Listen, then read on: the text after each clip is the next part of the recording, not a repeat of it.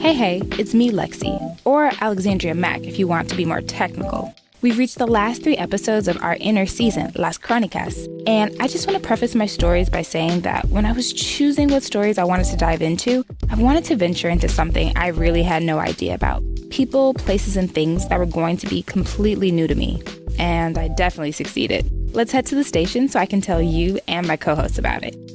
This is Speaking Of, a podcast by Milwaukee PBS.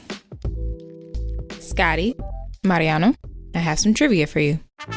True or false? The Great Wall of China is held together by sticky rice. Okay, so my brain wants to say absolutely not, that's impossible. My heart wants to say yes, because that would be an incredible story. But what? There's no way. I'm gonna just go ahead and say no, because that seems nuts. That's a heck of a lot of rice. But, this is your story, so you tell us. Well, gentlemen, the answer is true. What? No. Around 500 CE, sticky rice soup was mixed with slaked lime to make an inorganic-organic composite mortar that had more strength and water resistance than lime mortar. Using sticky rice as a construction ingredient was one of the greatest innovations by the Ming Dynasty, helping their structures, which included tombs and pagodas, survive earthquakes and the elements. How do you feel about that? I want to know if this compound structure is still being used in some capacity today. Do we know the answer to that? I'm just speechless. That just blew my mind a little bit. So, yep. Also, I feel like we often think as old civilizations as primitive, and the ingenuity. It's always incredible and fascinating. The deeper we dig into these civilizations, it's always just so impressive. Yeah, to answer your question, I don't know if it's still used in construction, but when I found this fact, I thought it was fascinating. I thought it was unreal. I had to check multiple sources to make sure that I wasn't giving false information. But yeah, that's a real thing. I can't imagine my house being held together by sticky rice. But it kind of reminds me of when people say that houses built in the 1950s or early 1900s are more structurally sound than houses built today because materials used today are cheaper. So I kind of think to that, okay, sometimes things from the past are actually more efficient than things today, even though we always have that recency bias. So yeah. And just like the Great Wall of China, rice holds together my next 3 chronicles. So we can ditch the station so I can take listeners on a quick commute to Mequon to meet someone that is trying to do big things in Wisconsin when it comes to this little crop. My name is Michael Schläppi. I'm a professor of biological sciences at Marquette University. When I joined Michael in the field, it was a sunny 70-plus degree day. He came ready with a big brim hat, sunscreen on the nose, and knee-high boots ready to get deep into the wetlands of the farm. Even at 10 a.m., the farm was alive with the buzzes of bugs and bees alike. We are at the Mequon Nature Preserve, but we're standing on an old homestead farm, which is called the Staus Farm, many years ago. But the preserve bought it and is trying to get most of the farmland into nature, like prairie and wetland.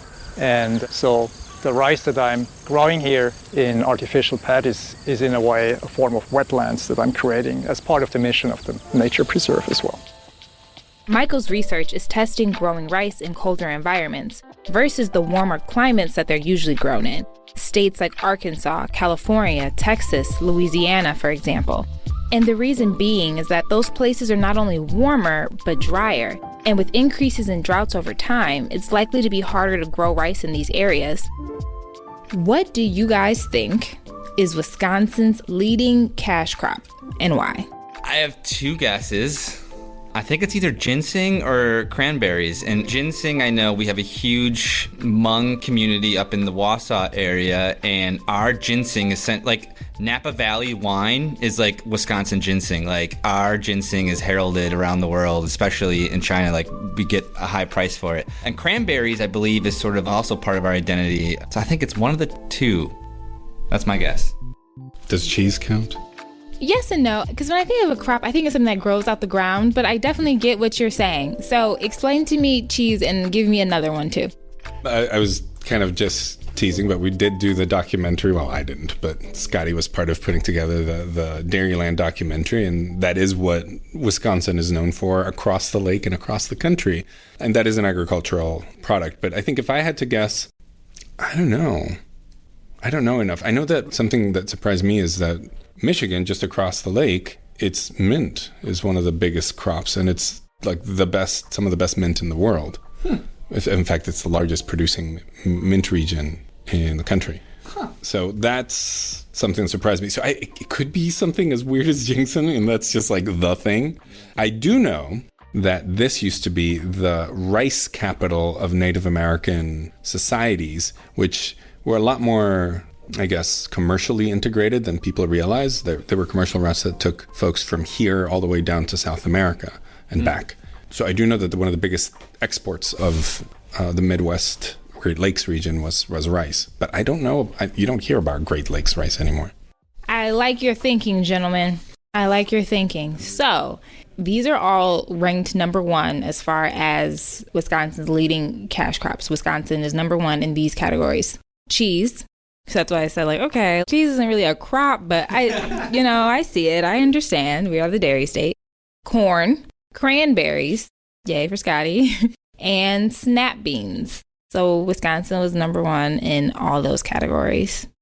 My next question to you is, what state do you think produces the most rice? Louisiana. Why Louisiana? They just have like the basin, and I would think of the Everglades, but the Everglades are kind of wild and it's mostly marshes, whereas Louisiana has a very, very vast river basin, and also it mixes with the ocean, and so it seems to me like it would be absolutely perfect conditions for it. It's warm all the time, it's very humid, so I don't know, that would be my guess. I like your thinking. You're thinking water, climate, good rationale. What about you, Scotty? I feel like the easy answer is California, just because of its size and its scale and its variety of climate throughout. They seem to be number one in so many agricultural categories, so I'm gonna go with California. Well, gentlemen, you're both incorrect. So Arkansas actually harvests about 50% of the rice in the U.S. California is among the top, as well as, I believe, Louisiana and Texas. And although rice is not on the state's radar of most commercially grown crops, it is a crop that plays a big role in keeping the world fed. According to National Geographic, rice is a food staple for more than 3.5 billion people, particularly in Asia, Latin America, and parts of Africa. Rice feeds about more than half of the world's population in terms of caloric intake is provided by rice. So it's a very, very important plant. And it's grown in the states, mostly in Arkansas, Louisiana, Texas, and California. But Arkansas provides more than 50% of the rice harvest in the states.